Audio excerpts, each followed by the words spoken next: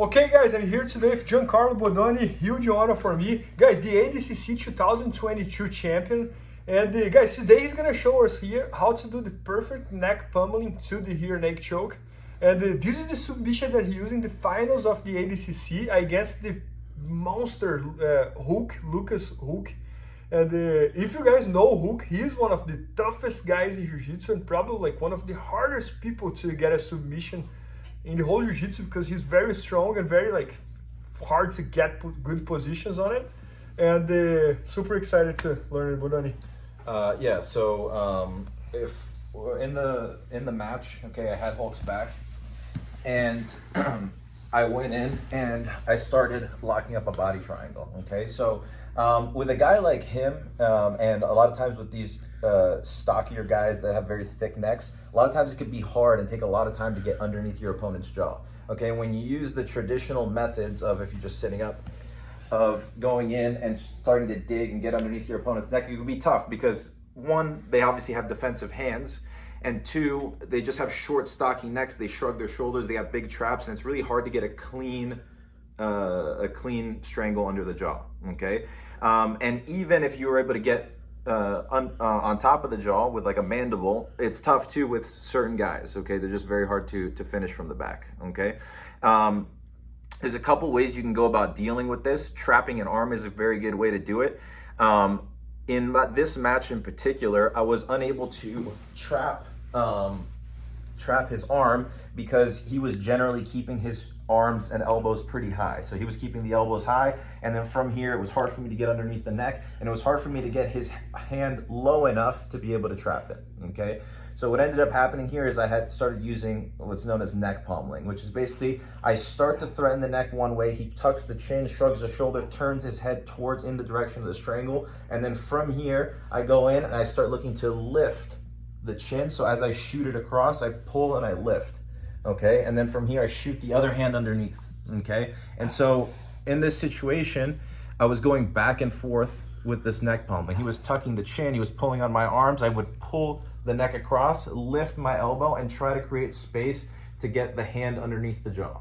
Okay, as I would shoot it through, we were going back and forth with this a couple of times, and a lot of times you can go in and you can actually penetrate underneath the neck. So I'll use this method where we go in, he's tucking the chin, good, he's fighting here, he's probably using the hands as well, and then from here I just pull across, I lift, and I start shooting the other hand through. He tucks the chin again, and we're going back and forth here where I get an arm all the way around the neck, but I don't have quite a clean strangle, so it'd be really hard for me to finish him here.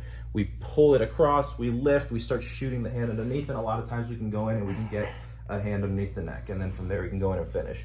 For this match in particular, I used a different grip. Okay, so as I was doing this neck pummeling, going back and forth with the body triangle, we went back and forth a couple of times, and as I went in and I started lifting, he was doing a really good job at defending, and he's tucking the chin, and I just couldn't seem to get underneath the jaw.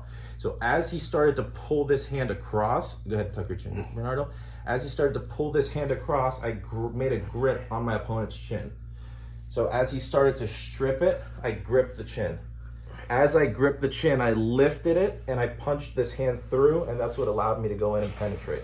Okay, and then from here you can go in and you can lock figure four, or as I did, you can go in and you can lock palm to palm, and that's how I was able to finish. So use this neck pummeling to start to create exposure of your opponent's neck. So if I'm behind Bernardo, so you guys can see better, he's tucking the chin, he's doing a good job. As I get in here, I can't seem to get underneath the chin, we pull across and lift. And that can oftentimes create some exposure to shoot the hand under the neck.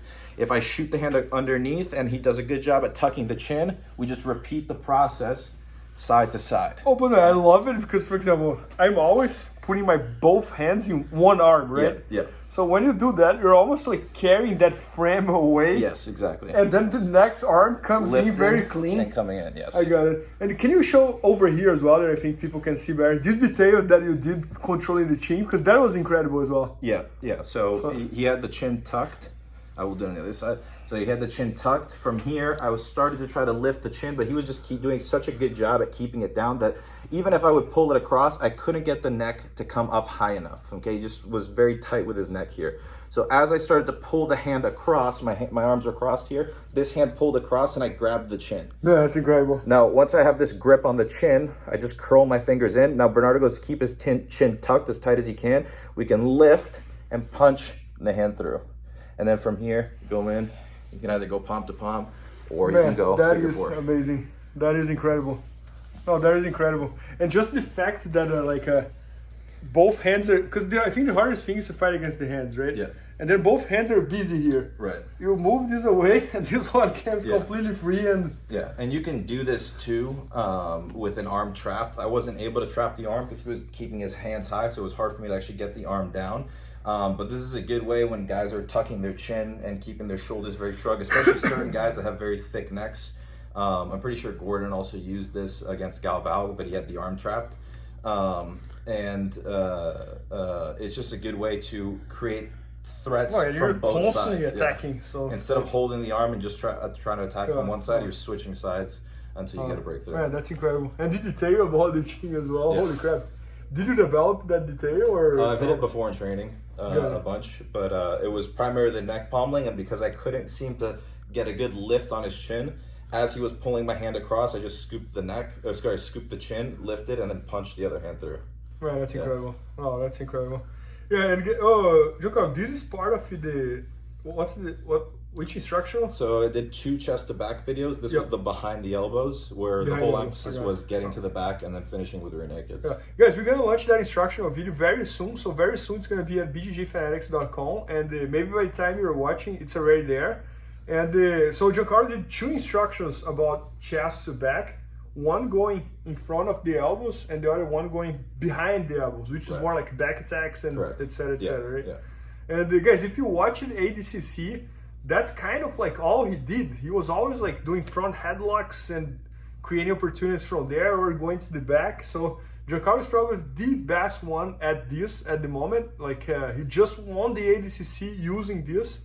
And make sure to check it out. It's going to be at BJJFanatics.com very soon. Maybe by the time you're watching, it's already there. And thanks so much, Bodoni. Thank you. Appreciate it. Please help me out to grow my YouTube channel. Just click subscribe. And to watch more videos, just click under see more videos. I hope you enjoyed.